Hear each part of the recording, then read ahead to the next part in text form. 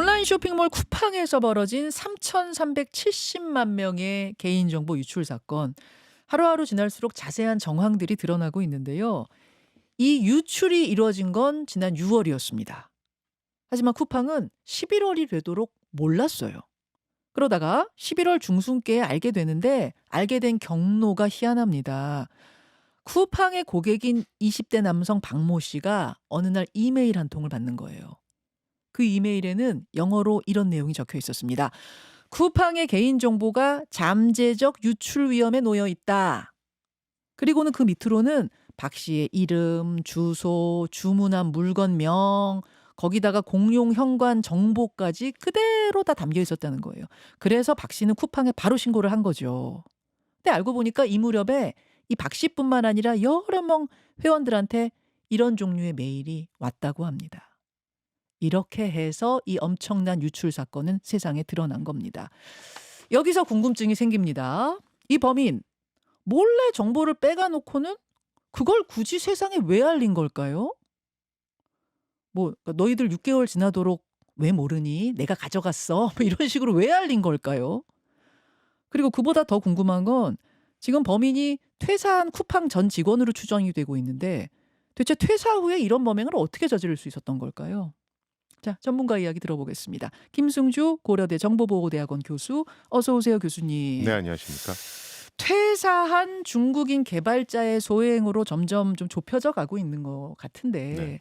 구체적으로 범행은 어떤 방식이었습니까?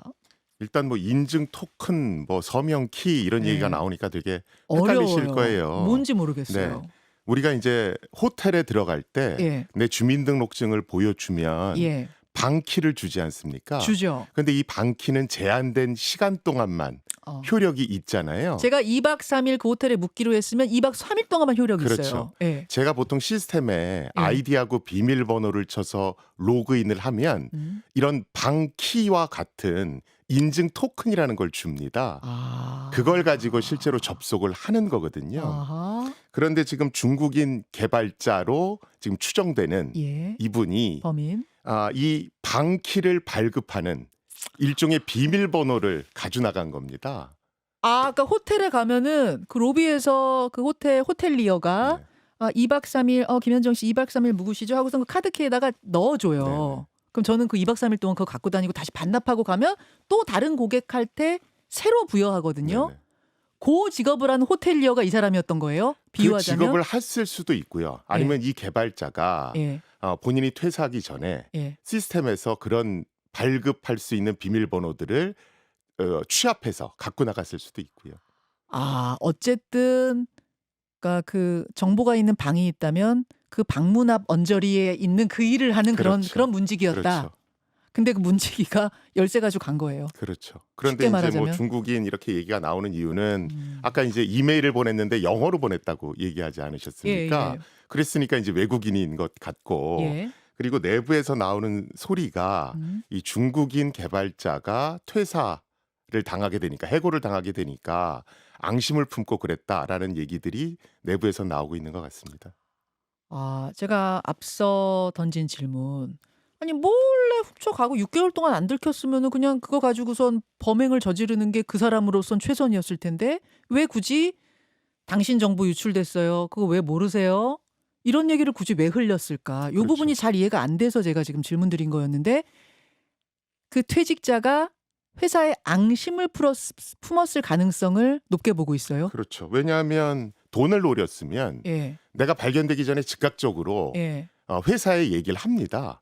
내가 지금 이런 거 갖고 나왔는데 돈 내놔라. 개인정보보호위원회에 신고할 거니까 그치. 돈 내놔라. 그렇죠. 그런데 5개월 동안 있다가 일반 그 쿠팡 이용자들한테 알렸다는 건 돈의 목적이 아니라는 거거든요. 아니라는 거예요. 그냥 회사한테 너 한번 당해봐라라는 게 더 강하다는 겁니다. 아. 그래서 이제 회사의 앙심을 품은 개발자가 이런 것 같다라고 얘기들이 나오는 겁니다. 이거 지금 교수님 추정이 아니라 쿠팡 내부 직원들 사이에 지금 도는 얘기입니까, 이게? 사실은 뭐 지난 주말에 하도 전화들을 많이 주셔갖고 예. 제가 이제 아는 사람들이 좀 많이 있으니까 아. 그냥 물어봤어요. 뭐 예. 중국인 얘기가 있는데 뭐 음모론도 있다. 예, 예. 그랬더니 이제 퇴사를 당하게 된 중국인 개발자가 예. 앙심을 품고 이런 걸 한 것 같다.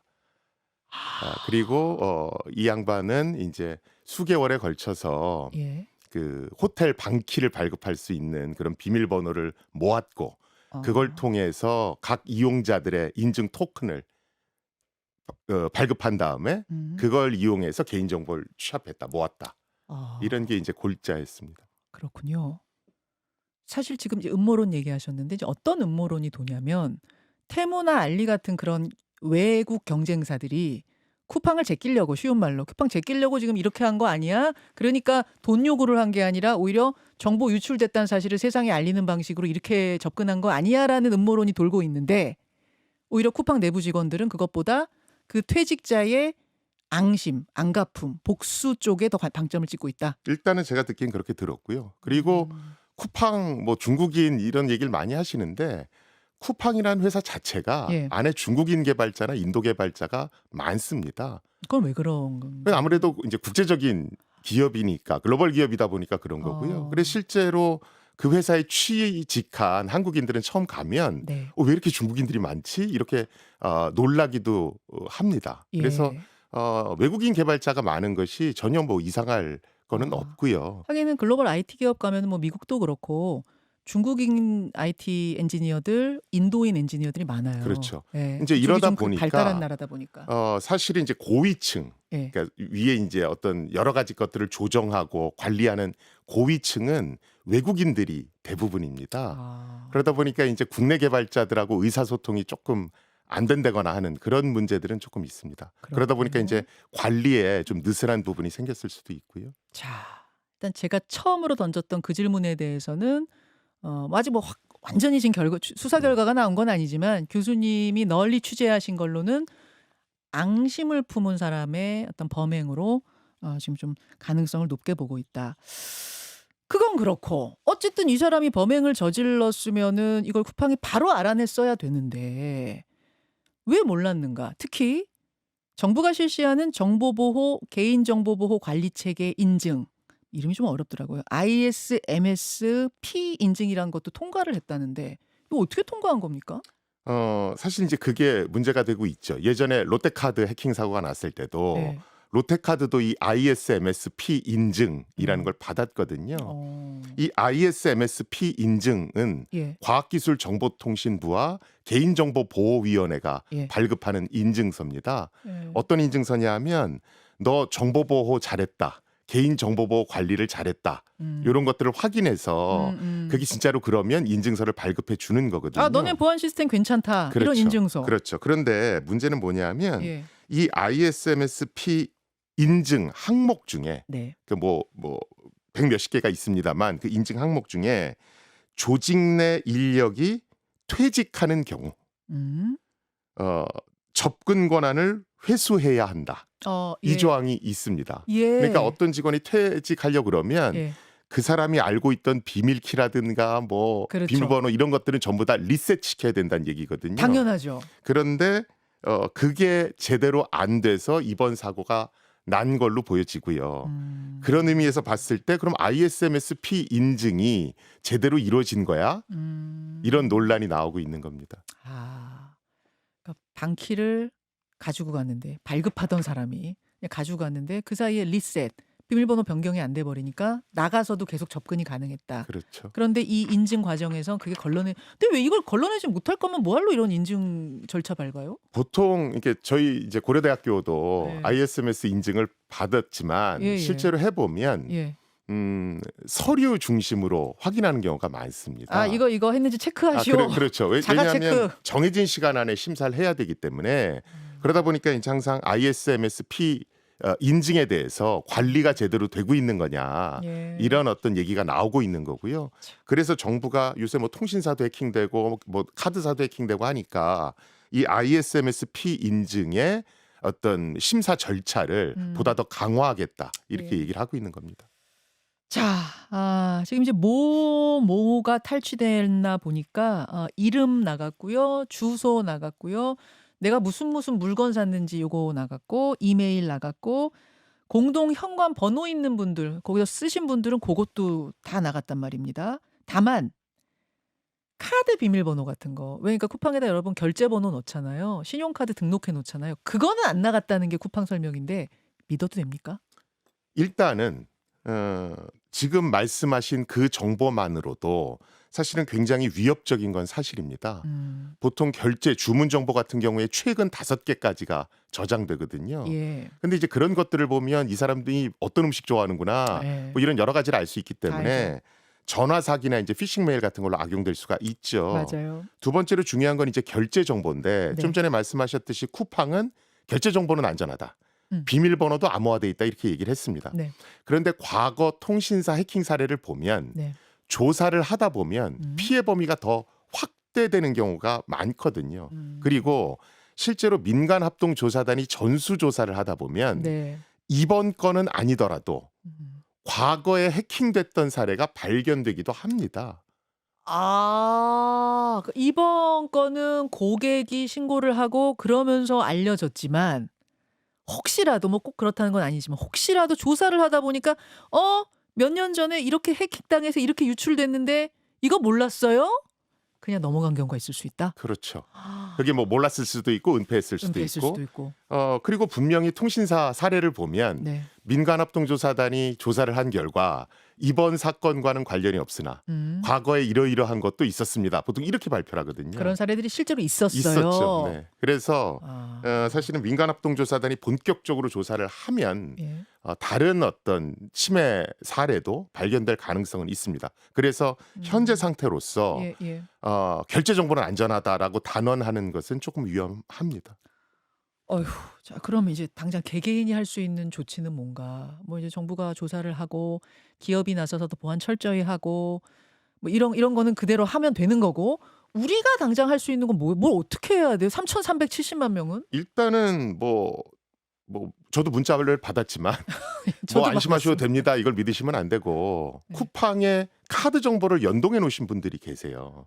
되게 많이들 그렇게 해 네, 놓지 그렇죠. 않아요? 그래서 일단은 그 정보는 다 삭제하시는 게 좋고요. 아, 삭제하라. 네네. 그리고 비밀번호는 예. 다른 걸로 바꾸시는 게 좋을 것 그 같습니다. 카드 비밀번호? 그렇죠. 카드 비밀번호도 그렇고 네네. 그다음에 쿠팡 로그인 비밀번호도 그렇고 예. 쿠팡 비밀번호도. 그게 지금으로서는 예. 개인이 할 수 있는 최선책인 것 같습니다. 물론 뭐 탈퇴까지도 고려해 보실 수 있겠으나 만약 이 퇴직자가 그냥 앙심 품고 3,370만 명 정보를 탈취하는 걸로 땡이었으면 그나마 전 다행일 것 같아요. 차라리. 네.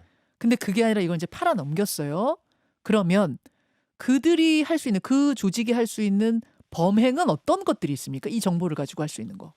그러니까 카드 정보라는 것이 예. 기본적으로 뭐 카드 번호 있고 유효기간 있고 뒤에 CVC 값 있고 뭐 예. 이렇지 않습니까? 예. 이제 그게 있으면 온라인상에 결제를 할 수 있으니까 위험한 거거든요. 이번에는 카드가 안 털렸다고 하더라도 과거에 털린 사례들이 있었잖아요. 그거랑 또 결합할 수도 뭐 있겠네요. 그럴 수도 있고요. 예. 예. 뭐 그리고 쉬운 일은 그래서 아니겠지만. 지금 뭐 카드 정보가 아니더라도 일단 나간 정보 자체가 예. 뭐 그 사람의 어떤 취향을 알 수 있는 정보라든가 뭐 맞아요. 현관 비밀번호 같은 경우는 굉장히 중요하기 때문에 그것만으로도 일단 문제가 될 것 같고요. 예. 그다음에 아직 조사가 완료되지 않았기 때문에 개인으로서는 아까 말씀드렸듯이 카드 비밀번호 바꾸고 네. 결제 정보 전부 다 삭제해 놓고 이런 것들이 일단은 필요할 것 같습니다.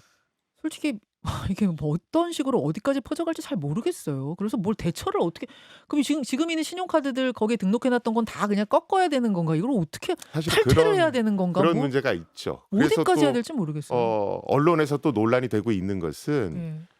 쿠팡은 이제 대만에서도 서비스를 합니다. 예. 근데 대만에서는 우리는 지금 쿠팡 쓸 때 아이디하고 비밀번호를 쓰잖아요. 예. 근데 그거보다는 조금 더 보안 수준이 높은 어떤 그런 사용자 인증 방식을 쓰거든요. 그래서 이 대만에서는 저렇게 안전한 거 쓰면서 왜 한국은 이렇게 좀 단순한 걸 쓰는 거야? 뭐 이런 어떤 불만 섞인 목소리도 나오고 있는 것으로 압니다. 자, 이번 건을 계기로 또 우리가 돌아봐야 될 어떤 시스템적인 보안 문제 어떤 게 좀 보완돼야 된다고 보세요? 사실은 이번 해킹 사고는 과거 통신사 해킹 사고하고는 결이 좀 다릅니다. 보통 우리가 해킹 그러면 외부의 공격자가 그렇죠. 침입하는 거거든요. 그렇죠. 근데 이건 내부 직원에 의한 맞아요. 공격이란 말이죠. 근데 이 내부 직원에 대한 공격이 사실 막기는 쉽지 않습니다. 그런데 미국은 네. 에드워드 스노든 사건 이후로 네. 이 내부 직원에 음. 대한 어떤 기밀 정보 유출 이거에 대해서 굉장히 민감하게 반응하거든요. 아. 그래서 우리도 이 법제도 관련해서 내부 직원 관련해서 어떤 식으로 방어할 거냐, 처벌은 어떻게 할 거냐, 이걸 좀 마련할 필요가 있고요. 두 번째는 지금 우리의 법제도는 주로 국내 기업을 처벌하는 데 포커싱이 돼 있습니다. 예. 근데 이렇게 다국적 기업인 경우에 과연 어떻게 할 거냐? 무슨 얘기냐면 법상으로는 처벌할 수 있습니다. 예. 그런데 지금 상층부는 전부 다 외국인이거든요. 쿠팡 그래요? 그렇죠. 그러니까 우리는 그냥 우리나라 우리 기업이다 이렇게 생각하고 있는데 다국적 글로벌 기업인 거예요? 보통 이제 외국인 다 외국인입니다. 아. 예. 그래서 그 사람들 뭐 소환한다고 그래도 응해줄 리도 없거니와 아. 조사 자체가 쉽지 않을 거란 말이죠. 아. 그러면 쿠팡 코리아에 있는 직원들 선에서 꼬리자르기식으로 끝나고 실제 맨 위에 있는 어떤 명령을 내릴 수 있는 이분들은 그대로 있을 수가 있거든요. 그래서 우리나라에는 이런 형태의 기업 구조를 갖는 글로벌 기업들이 꽤 많은데 네. 이걸 과연 이제 앞으로 어떻게 대처할 거냐 이건 고민이 좀 필요해 보입니다. 예. 전직 내부인의 소행. 심지어는 뭐 현직 내부인의 소행에 대해서는 지금까지 너무 무방비가 아니었는가. 이번 사건에 또 새로운 유형의 사건이 터지면서 이쪽을 한번 들여다봐야 되는, 우리 깊이 있게 들여다봐야 되는 그런 사례인 것 같습니다. 아, 교수님 오늘 도움 말씀 고맙습니다. 네, 감사합니다. 김승주 교수였습니다. 김현정의 뉴스쇼는 시청자 여러분의 참여를 기다립니다. 구독과 좋아요, 댓글 잊지 않으셨죠? 알림 설정을 해두시면 평일 아침 7시 10분 실시간 라이브도 참여하실 수 있습니다.